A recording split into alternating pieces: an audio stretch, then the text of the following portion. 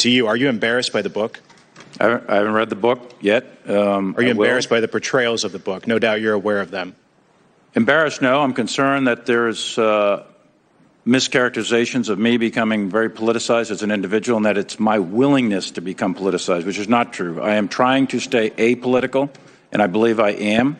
That's part of my professional ethic, and I'm trying to keep the military, the actual military, out of actual domestic politics. I think that's critical. Do you regret speaking with Bob Woodward? No, I think that it's important for me to speak to the media. It's Congressman Jim Banks, who you know we have on the show regularly, and just had him on the other day. Pretty good questions of General Milley on this whole ridiculous book. Well, I mean, he's bringing up a good point. It's like, are you acting as like a political military guy who's giving information and leaking information to Bob Woodward? My question here, Matt, is did General Milley talk to the Department of Defense press office to give them a heads up that he was going to be talking to Bob Woodward, or did he simply just pick up the phone, leak the information out just to protect his own reputation? I actually think the general gave a good answer on the back and forth. He said, I don't want to be a political general. And that's what Jim Banks, of course, is talking about. And Jim Banks pushes him further and says, hey, do you think spending all those hours talking to these left-wing journalists makes you look political? And he kind of got stuck there. So maybe I was looking political. And what I always love is they only call the left-wing journalists. They didn't help any of these conservatives who have been writing books with an insider account for their books. And I also think the other thing that we've talked about on the show, including with Jim Banks, is the problem with waving the white flag to your Chinese communist counterpart is China's doing a lot of terrible things. Yes. Why would you tell them, don't worry, I won't allow this president to push you militarily, when they're talking about taking over Taiwan, have taken over Hong Kong, unleashed a virus on the world, and are generally trying to have world domination? Like, why wouldn't you say, hey, we actually might decide to do some things, and you should be wary about it? And that's what Donald Trump used to say all the time. Yeah. I think they're scared of me. Well, that was no question that there was definitely that, I would say, tough relationship between President Xi from China and President Trump.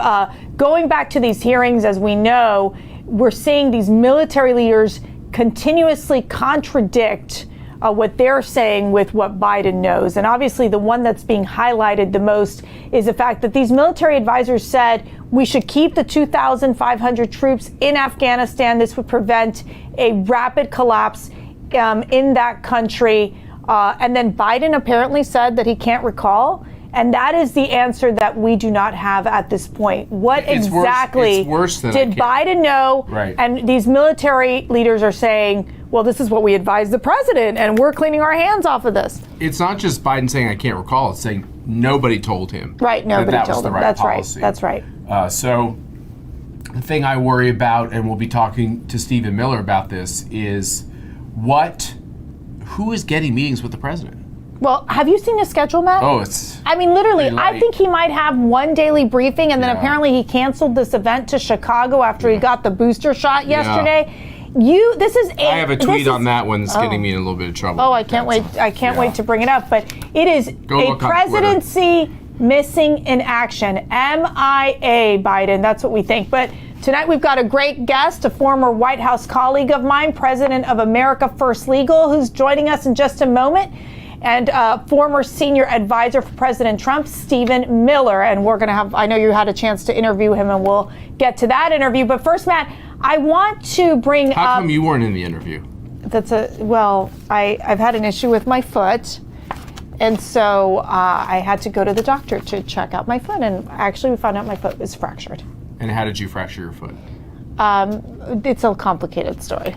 Call me. Yeah, call Matt Schlapp. He might tweet it out at this point.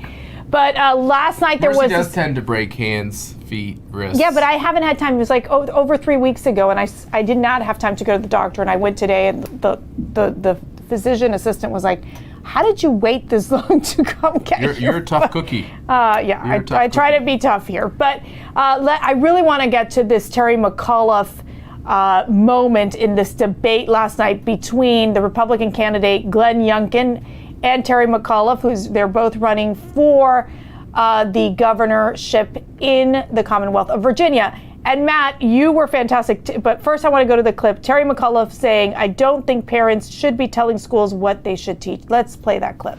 Veto books, Glenn, not to be knowledgeable about it, also take them off the shelves. And I'm not going to let parents come into schools and actually take books out and make their own decisions. You vetoed it. So, yeah, I stopped the bill that I don't think parents should be telling schools what they should teach. I get really tired. And I got to tell you, Matt, I'm simply outraged by this. I mean, talk about the moment in time when McAuliffe, I think, has simply lost this election, where he's basically saying, hey, you parents, you all don't have a say in the school curriculum. You all don't have a say in what's being taught in schools. And this is, of course, giving a lot of power to the teachers' unions. This is simply an outrage. And we've seen so many of these Loudoun County parents and other parents in school districts in Virginia rising up against the radical left agenda, where they are trying to indoctrinate our children on issues like critical race theory, on gender confusion, and really trying to be what I would say the parents of the children in our schools. I think the problem with left-wing Democrats is every once in a while they get a little tired and they just talk honestly. And that was a very honest moment from Terry McAuliffe. Mm-hmm. It was, why are the parents, why do they think the nerve of them trying to determine the curriculum from schools?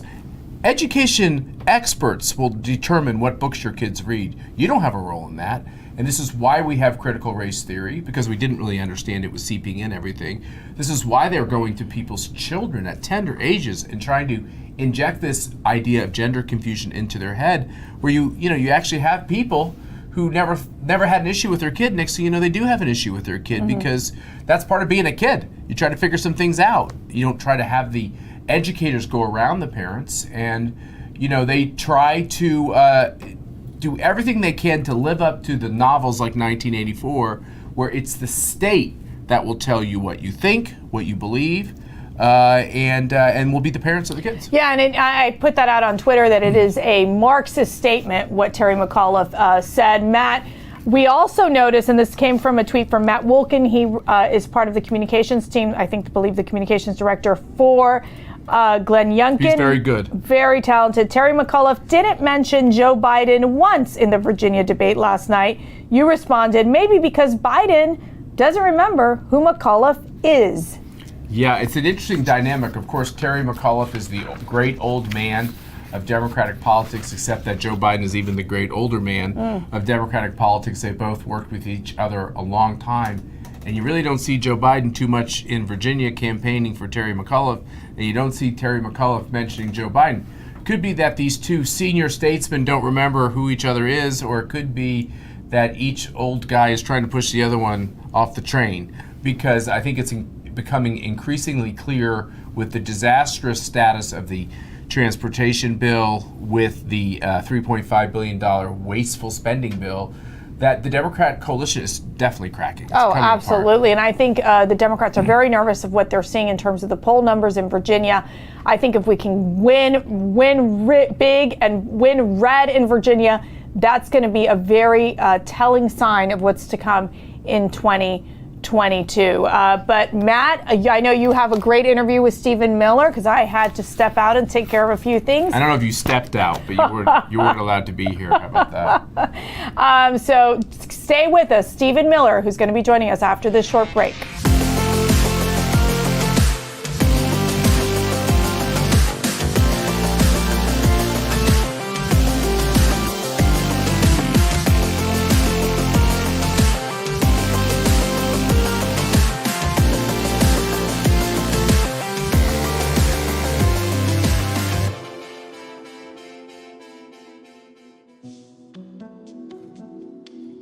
So we are the conservative response to the ACLU. Now, obviously, it took the ACLU many decades to get where they are, and we just launched in April. But that's the objective, is whereas the ACLU uses its vast resources to try to undo our Constitution, undo our civil liberties, undo our borders, and advance a radical pro-abortion agenda, we at America First Legal are trying to uphold our Constitution, uphold our civil liberties, protect our national sovereignty, and protect innocent life. So as an example, on the last one, we're part of the legal defense team for the Texas Heartbeat Act. And we actually just had our motion to intervene on behalf of Texans in the DOJ lawsuit approved. So remember, DOJ sued the state of Texas. It's a crazy, lawless lawsuit. And we intervened and we said the people of Texas have a right to be able to have pro-life views enacted in their state. So we'd like to intervene on their behalf in this case. And that was just approved. We're also very involved in a wide swath of border and immigration related lawsuits. We're involved in lawsuits against the administration's transgender agenda. We're involved in all manner of legal activity against the equity and critical race theory agenda, and many other threats to our way of life as Americans and the idea of security and equality under law. Anyone close to or around President Trump, his family, his business, and obviously President Trump himself, has been relentlessly politically pursued with one fake investigation after another, one fake accusation after another. And here's the thing, and this is what the left realizes, is that even if 1 year later, 2 years later, 4 years later, 8 years later, it's all debunked, it's all disproven, how much suffering, how much money, how much of your energies are drained in the years it takes to fight off all of these phony investigations. And they understand that. And we saw that with the Russia hoax, where, people got Pulitzers for pushing this nonsense. And then later, when it's all categorically, completely, totally debunked, and of course, those of us who were there knew it was a complete lie from second one, by then the damage has already been inflicted. And it's the exact same play here. The theory is, let's drive up the legal bills for people who are close to the president. Let's throw them to the left-wing press. Let's tar them with completely fake, fabricated accusations. And then once we've inflicted maximum damage, then we'll just move on to the next fake investigation. It's all up to conservatives now. The ball's in their court. So, they were given the greatest layup of all time because Terry McAuliffe accidentally, for one brief little moment, told the truth, which is the cardinal sin, right? If you're a leftist running for office, just don't ever tell the truth about what you actually want to do. And he had this very brief moment where he didn't have time to run it through the filter and put it into newspeak, right? In other words, they have all these crazy terms they use. Like, for example, instead of calling it racism, they might say that, no, well, we just want inclusion, even though what they might be talking about is, say, an affirmatively racist policy. So they use all this newspeak, right? That's the Orwellian term for the new language they've created. And so for this brief little moment, the filter was dropped, the mask was dropped, the veil was gone, and he told the truth, which is that he doesn't think that the parents have the right to weigh in and make decisions about the education of their own children. A thought that would be much more fitting in communist China than in any free society anywhere in the world. But now the ball is in the court of conservatives, because, and this was the whole point of my tweet, which said everyone needs to hear this before they vote. The mission now is to educate every single voter in the state.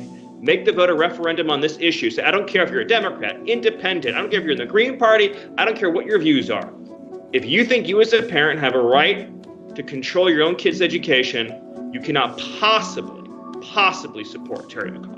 Right, so this is one of the things, I had the misfortune of forcing myself to watch pretty much all of yesterday's hearing in the Senate and all today's hearing in the House. And one of the questions that were asked on a few occasions was, why did the Afghan military that they had been responsible for training, for equipping, for vouching for, what are some of the reasons why it collapsed so completely, so totally? And on more than a few occasions, they cited low morale. They said, well, they were, not now I'm paraphrasing, but basically that they were depressed because American troops were leaving. And so I guess they just didn't want to fight. Any military that you have trained for 20 years that is that fragile, that a little bit of news comes along that they disagree with, and they decide we're not going to fight for our country anymore, we're not going to defend our families, we're not going to defend our cities, there's a much deeper systemic problem that should involve a whole layer of the Pentagon resigning or being forced out, who were involved in 20 years of bad decision-making, bad advice to presidents, and giving bad information to the American people. Now, none of that, though, this is a very important point, none of that in any way diminishes the culpability that Biden and Biden alone bears for the calamitous withdrawal. So there's two different issues. There's this long haul issue about the failed prosecution of the war in Afghanistan for 20 years. Failed objectives, failed strategy, failed thinking from our DOD leadership class. Then there's the second issue of Biden inheriting a stable, controlled situation and a path to a peaceful exit with dignity and with security, and then managing to create what I would argue is not only the worst withdrawal in the history of our country. I don't think you could find an example of any major military power since recorded history of a more calamitous debacle. I mean, even the Soviet Union in its period of decline, right? In other words, in the very tail end of the war in Afghanistan, when they left and the Soviet Union was beginning to crumble, even they left with greater dignity, security for themselves, not for the world, but for themselves, than the United States had on our way out. And their puppet government, the Soviets' puppet government, stumbled on for years after they left. You can take your own views out of it for a second and just look at the factual question here, which is that Joe Biden went on national television and said that he had not been given the advice to maintain a force of 2,500 to basically preserve the status quo. And he was very clear about that. And the military was equally clear about the fact that that was, in fact, their view and their recommendation. And so the question becomes, did they inform Biden and he lied about it? Did they inform Biden and this cognitive decline is so severe he's not aware that he was informed?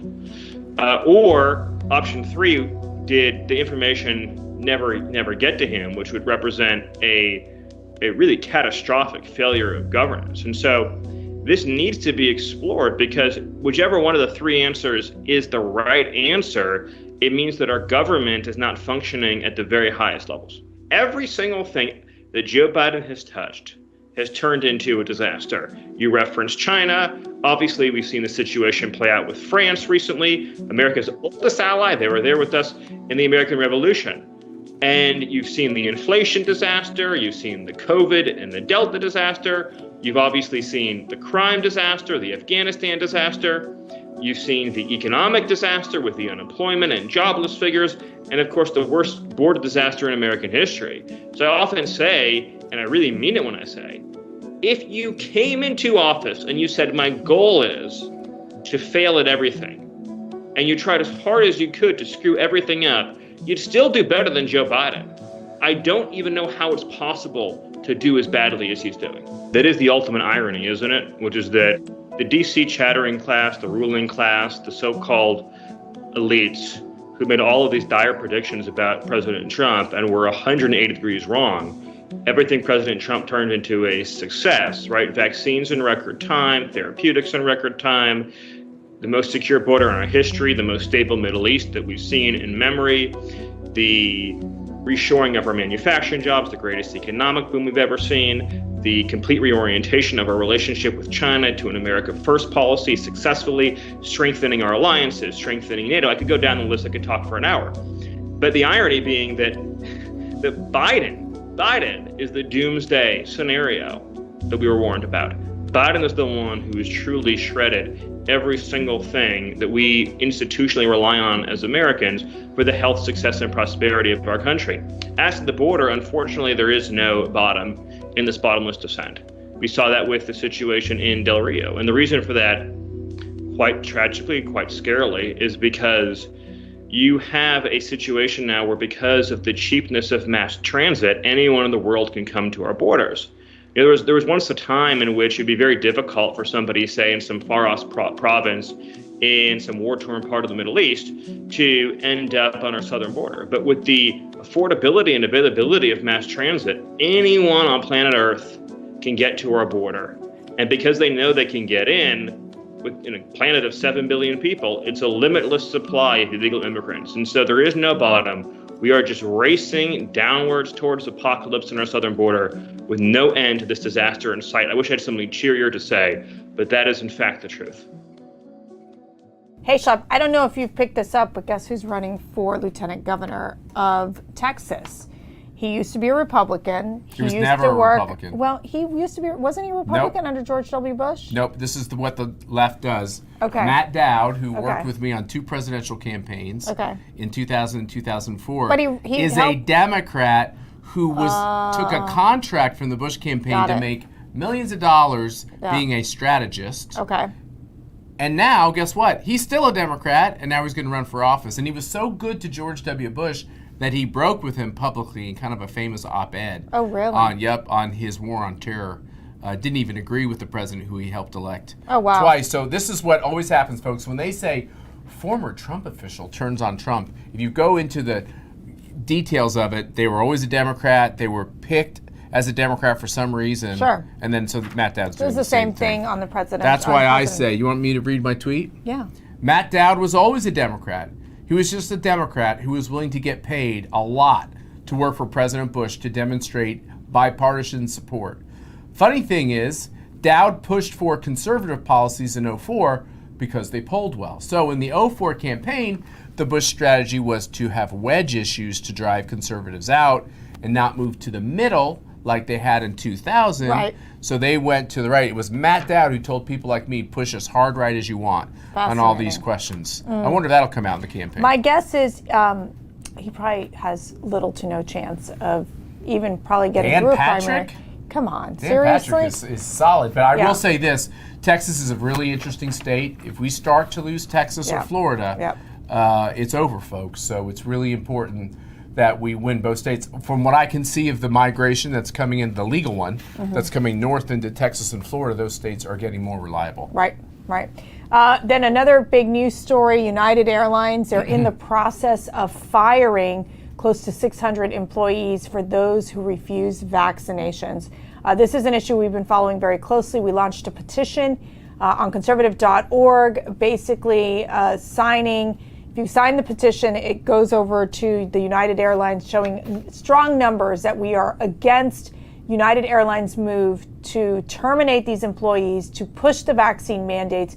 Matt, we're going to see this across the board in all these different companies.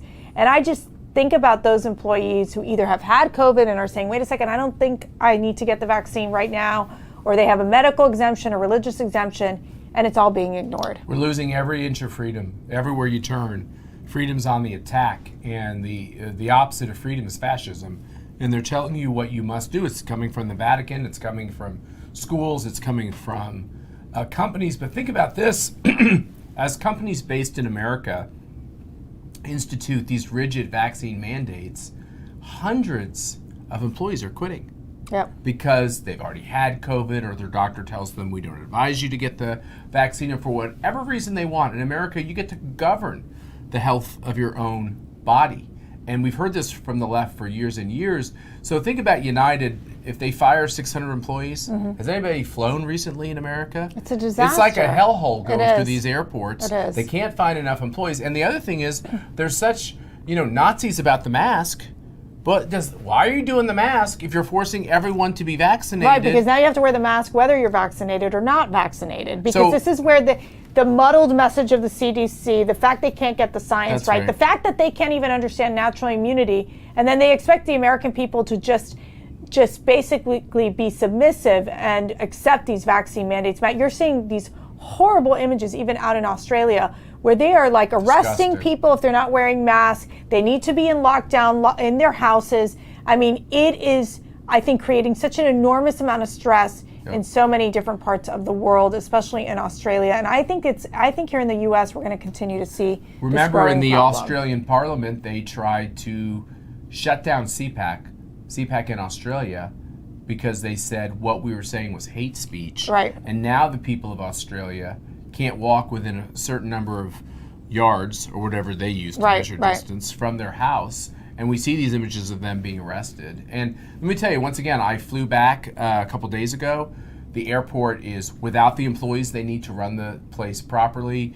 They're without materials. You can't get a bottle of water. You can't get a soda or whatever else. And so what's happening in all of these airports and all of these businesses is they can't get the supplies they need to manufacture. They can't get the employees they need to service their customers. Right. And as more and more people become unemployed because they decided to take care of their own health care, this is insanity. Then we're still paying thousands of other Americans not to go to work. Right. So you put it all together, I don't think it makes for very good politics for the administration. Well, there is a sliver of hope. I was out in Madison County at the GOP event. It was just lovely. They all missed you. It's here in Virginia, about 2 hours away. And we had a great conversation about what is happening here in the United States. I came up with two mottos for 2021. One is the world is mad. And you can go through all the series of things that we're seeing in the United States right now. And the second one I ended with Jeremiah 29:11, where the Lord says, I have plans for you. I have hope for you and for your future. And so we do need to have hope. We do need to continue in this fight together to be able to stop these woke corporations, these corporations that are forcing these mandates. This is going on across the board. We've seen, for example, whether it be the Massachusetts state police officers that are resigning because of these vaccine mandates.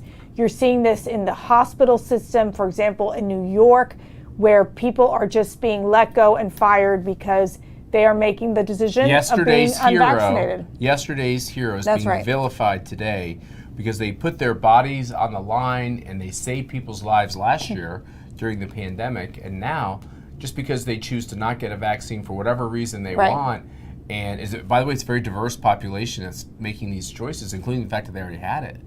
Now they're being vilified and fired. That's right. That's right. It's a disgraceful moment, and I think for a lot of us, when the government tells you you must do something, it doesn't make you get closer to doing it. It makes you get further away from doing it. They tried to tell us these was Biden's vaccines, and as I said on the show the other day, these are the Trump vaccines that he got through in record time because he was blowing through red tape. It was never supposed to be mandated on every American. It was an opportunity. If you did your research and wanted it, you could take it. If you did your research and didn't want it, that was fine. And now we got the Biden boosters, which is also kind of a strange thing that is usually part of the regime that gets approved when one of these vaccines gets approved. So, look, it's very controversial. Healthcare always is controversial. People have strong opinions about how to take care of their bodies and also how to govern their children. Well, and the government has no role pushing itself in on a virus that kids have just a slight chance of having a serious repercussion from. They have no business dictating to parents. It's like the books. The idea that the parent has the ability to determine what books a kid is reading.